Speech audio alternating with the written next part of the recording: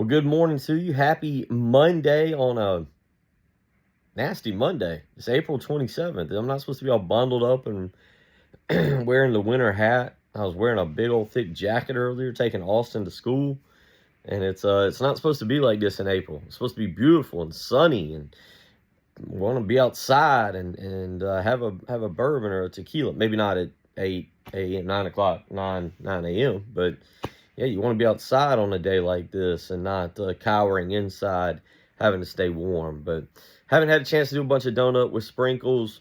Life is going well. I feel great. I truly feel great. We're waiting on some results to come back from the doctor. It'll probably still be another couple weeks, maybe a month or two, as we continue to see if my kidney is regenerating. It is working, it is functioning. There are a lot of positive signs, but things have been busy lately. Austin, my son, is officially moved in with me, and so that means I got to be dad. That means I actually got to continuously have laundry, so the poor boy has clean clothes to wear. It means I got to constantly fix a good dinner for him, so he gets nutrition. It means I actually got to worry about his grades.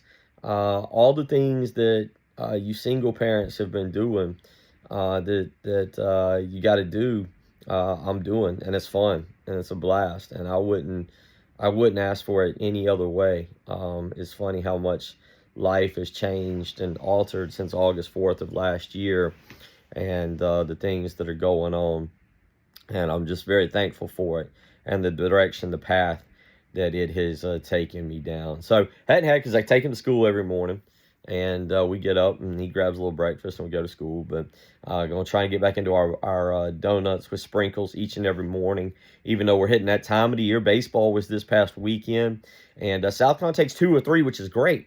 That's phenomenal. Now, they're not an NCAA tournament team. They got to go out and have a coaching search. I love Monty Lee. I think the world of Monty Lee. I don't think he's the guy for the job. I think South Carolina has got to go outside the family, if you will. I think it's time for fresh eyes, for new blood, a clean slate. I don't know, whatever little niche thing you want to say. It's time for South Carolina to go find somebody else different. I know Mark Kingston and Paul Maneri were outside of the South Carolina family, but quite frankly, it's time for somebody to come in and try and run this program that has done it on a national level. And so that does mean do not put Landon Powell on your list of coaches that should be considered. I'm sorry. If Landon Powell's name was anybody else's name and we were talking a D3 coach, y'all would be laughing and saying that South Carolina can do better.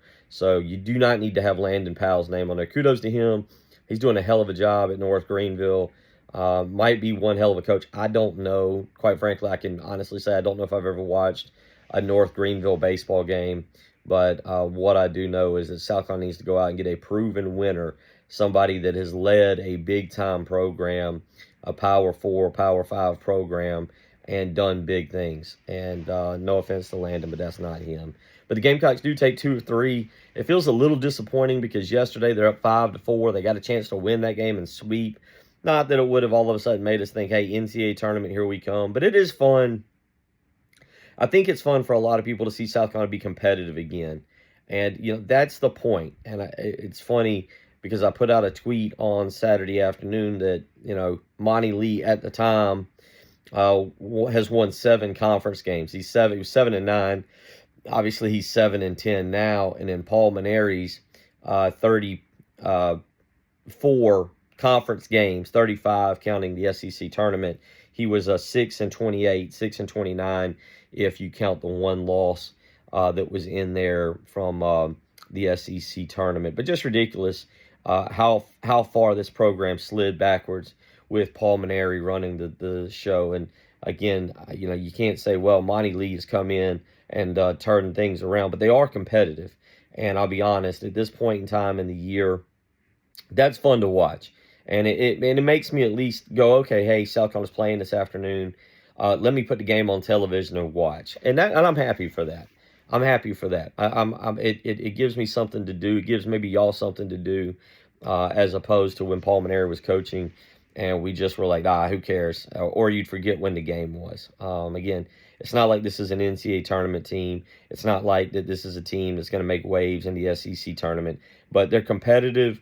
They're more interesting to watch. They seem more engaged, and I'm excited. I'm happy about that. But that doesn't make Monty Lee the man for the job. They've got to go out. Jeremiah Donati has got to go find somebody, and count me as intrigued as anybody to see who exactly he can go out and find. But a good weekend for them. They take 2 of 3, and hey, look, that's better than being swept like they were against Mississippi. That's better than losing 2 of 3. So take what you can get right now. Let's move on. The Gamecocks now with, I believe, 3 series left on the remainder of the season. Go to LSU this weekend. LSU is really bad as well this year. So who knows? Maybe you can continue to build upon a little momentum. Got to get Tyler Bach back healthy and in center field there. So some good baseball stuff. Congratulations to the softball team. They take 2 of 3 from Texas A&M. If you haven't been paying attention, it looks like Ashley Chastain Woodard and the softball team have a great chance to make the NCAA tournament again. The SEC and softball was just as difficult as can be, but a big win last week, midweek, over North Carolina, and they follow that up by taking 2 of 3 from Texas A&M, and that's awesome. That's good. That'll give us something to kind of stay entertained as we head toward the month of June. This coming weekend, we get football recruiting kicking back off. So, as we start the month of May, we get football recruiting and we get softball going, and maybe the softball team can make a run and give us all something to really stay invested with. And as we go through the week and we get closer to May 1st, May 2nd on Saturday, May 3rd, we'll go over some of the people that the Gamecocks are likely bringing in for the first official visit weekend of recruiting. So Shane Beamer and staff really get back to work this coming weekend, so that'll be fun. No movement on the basketball front from Lamont Paris and his staff. No commitments over the weekend. No word on a third assistant coach. Count me as both surprised and not surprised that it's taken this long. I do like the pieces that he has put together, but there's only 4 of them, not counting the guys that are coming back, plus Marcus Johnson coming in. Listen, you got to add more. And really, you need some quality playmakers to continue to go along with Camden Heide, with the 6'5" wing Shane Blakeney, with Corey Mincy, and with the big fella from Wisconsin. Right now, 4 guys is not going to cut the mustard on that, and quite frankly, doesn't necessarily make South Carolina a middle of the SEC contender. So there's got to be a sense of urgency. There are still roughly 3,000 players in the transfer portal, so there still are players to be had. So some baseball, just again, kind of recapping that. Gamecocks there with a win, a series win, and that's good. Be happy about it. Celebrate it. That's a positive. Gamecock softball, congratulations to them, 2 of 3. No movement on basketball, and a fun NFL draft this weekend. I do ask the question with Jalon Kilgore, if you knew you were going to go that late. Now, he got drafted. Jalon Kilgore got drafted, and that's important, and that's awesome. That's a lifelong dream, and I saw the video, and he's celebrating and cheering, and kudos to that young man and his family. He's got a great family. The few times I've had the chance to interact with him, he's a phenomenal young man. I'm excited for him. I'm happy for him.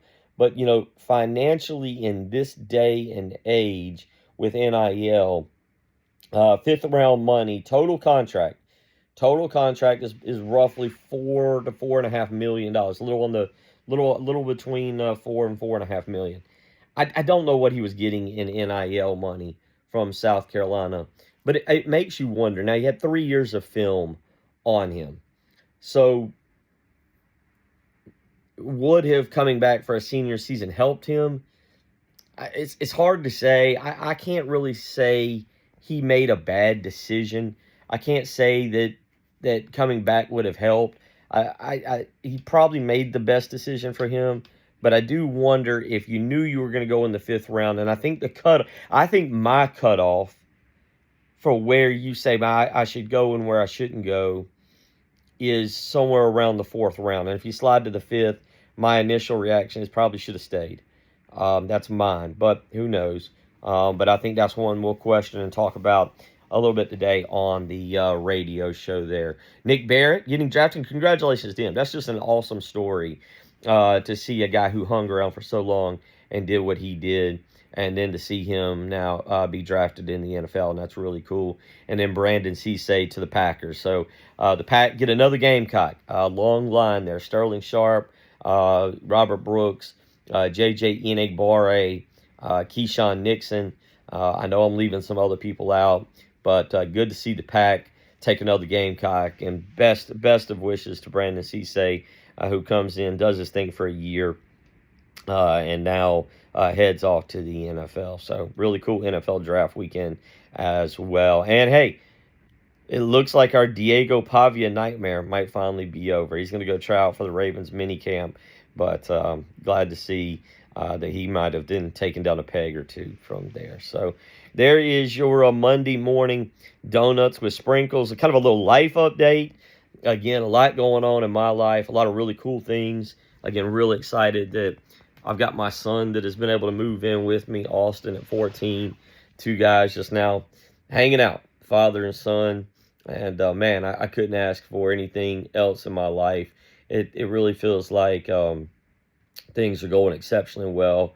It feels like my health is going as good as I've had it in 8 or 9 months. And we'll start to get some answers this month, I think, to see if removing this kidney stone really helped, and so forth and so on. So I'm really happy and really excited about that. So anyway, so I leave you today with just the thought of committing your life to the Lord and letting him do that. Are you doing that, committing your life to the Lord and letting him move forward with his plans that he had for you? I put a tweet out earlier, and as I've said, I've always been in and out. I haven't been good. My religious background, my relationship with God has not always been the best. I'm the first to admit that. And I'm really working to change that, really working to believe, and really working to have patience, and to understand that the Lord is in charge of my life. And as I said earlier, if you're discouraged, if you're feeling empty, take 5 minutes and just say a prayer. Just talk to the Lord. It's free. It doesn't cost a dime. It doesn't cost you anything in life to say a prayer, and to just kind of turn to God and tell him your problems or ask for help. Everything will work its way out on his time. He'll help you out, but you have to come to him first. You have to go to him first. So happy Monday to you. I hope you have a great day. I hope the weather changes. It looks just nasty out there, and we'll move forward tonight. Look forward to talking to you maybe later on today. Radio show at noon. Take care and have a great day.